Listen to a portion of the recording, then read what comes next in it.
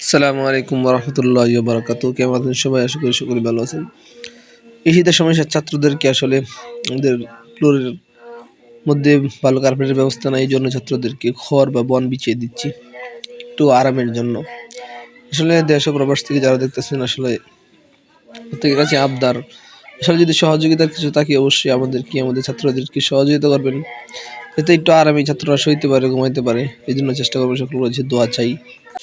আসসালামু আলাইকুম ওয়া রাহমাতুল্লাহি ওয়া বারাকাতুহু।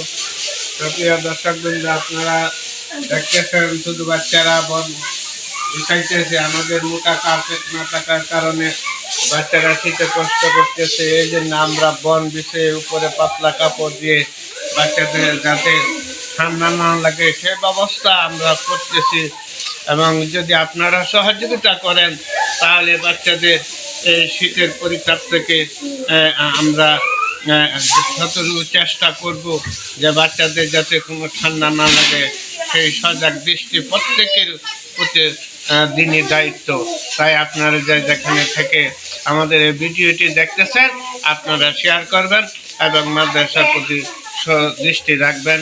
আসসালামু আলাইকুম ওয়া রাহমাতুল্লাহ।